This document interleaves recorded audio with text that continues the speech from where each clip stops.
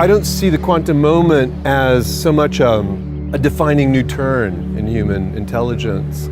I see it as the extension of this evolving, emergent, incipient story.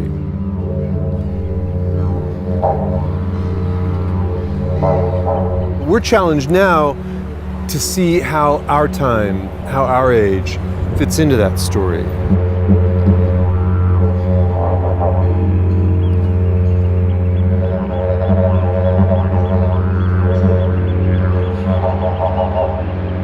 Now, for a very long time, the metaphor, for instance, from Newtonian science was states as billiard balls.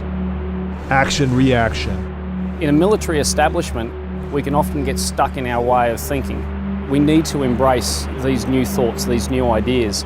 Quantum may be able to provide me with what I might call a sort of macro molecular architecture for thinking about the kind of context in which cultural complexity occurs.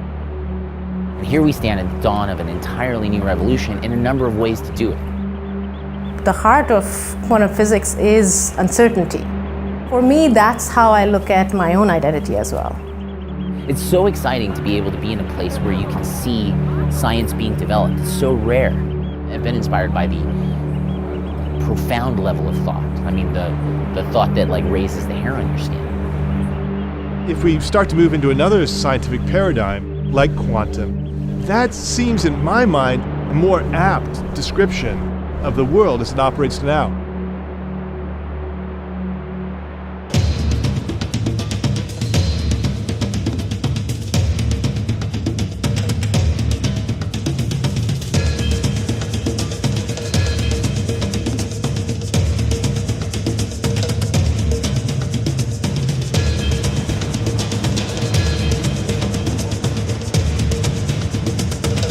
We are on this hill.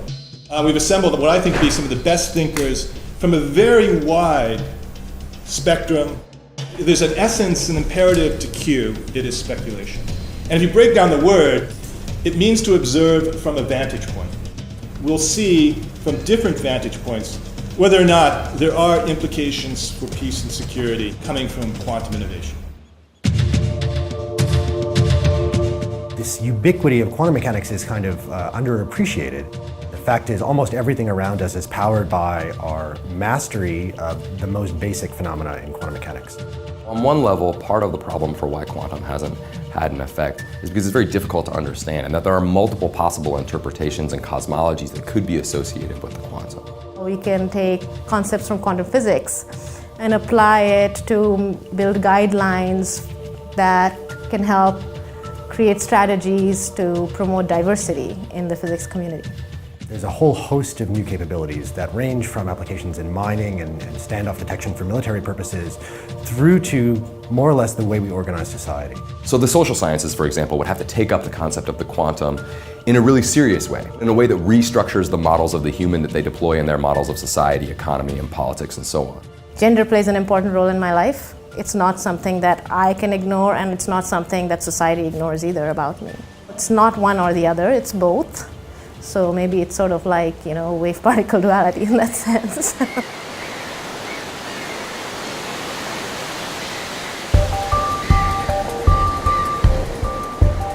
Inside one of these chips, for example, in a mobile phone, we'll see that there are millions, in fact billions of individual transistors. Imagine if we could actually take one of those transistors and turn it into a quantum bit.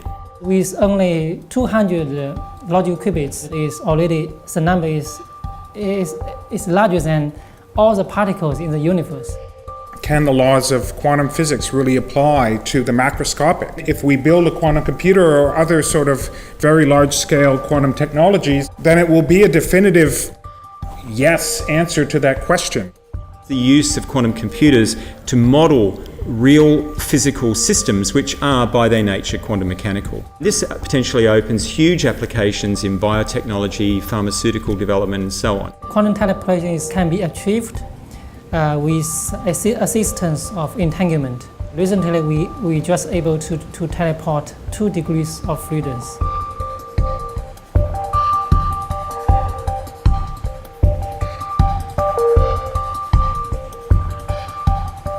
So the main idea of the book is that human beings are walking wave functions. Background to that idea is that human consciousness and therefore human subjectivity is a macroscopic quantum mechanical phenomenon. So whatever weirdness is going on at the subatomic level is also going on at the human level. Classical phenomena that we're familiar with in everyday life, in the Newtonian mechanics, and our conception of material objects, our conception of causality, all of that breaks down at the subatomic level. Now, if you ask a physicist how do you describe a single molecule, they would say quantum mechanics. We have a phenomenon that we know exists and we can describe many of its properties, and that's consciousness. And then we also have a wealth of knowledge about neurophysiology. Now what we need is some sort of model, ideally a mathematical model that can relate those two things, and that's where, to me, the quantum mathematical model came in. This helps us to understand how we should approach towards consciousness. Quantum mechanics could scale as far as the mind. I think it's a revolution happening in biology that not many people are aware of, and it gives a completely new and novel and fascinating insight into the major question of biology. What is life? How does it differ from the inanimate stuff? I think social science, if they include those informations to their research, they can revolutionize not only mankind, they can revolutionize the whole way of understanding of knowledge.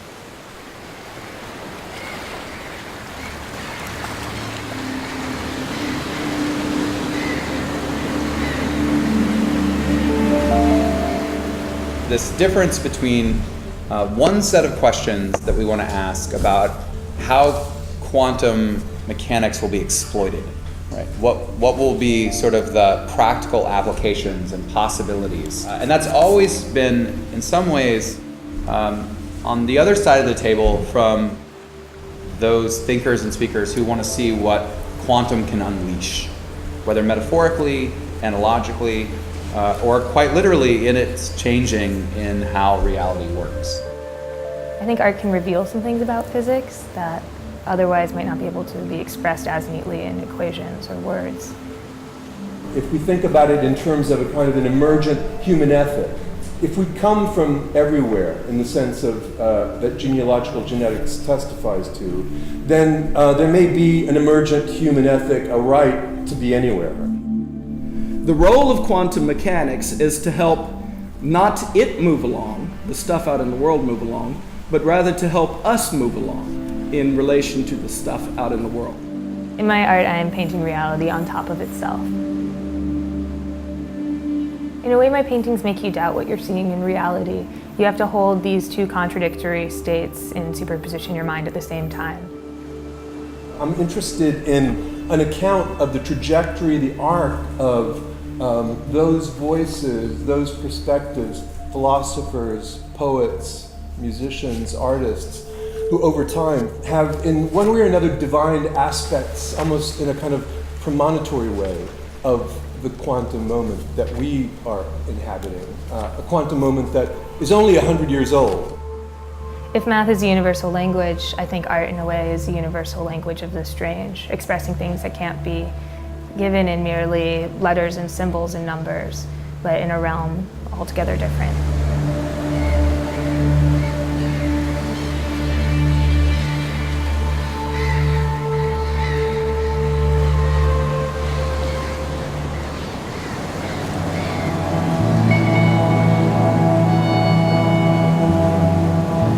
As we all know, trying to affect social change, positive social change in particular, is a many-causal, complicated undertaking.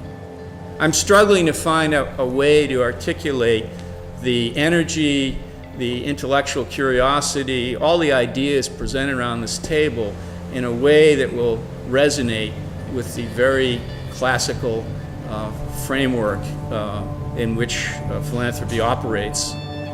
I would argue that quantum social science has enormous significance for climate change. We're now at a stage in quantum technologies where it's moved from a thing to study to a thing to exploit.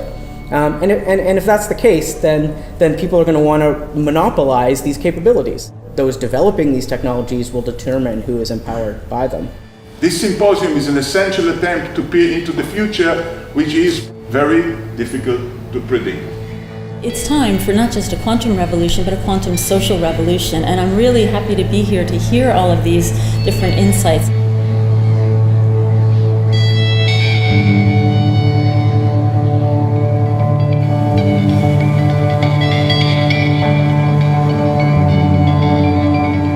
We don't have a scientific account of how we moved from our pre-conscious state to becoming conscious humans.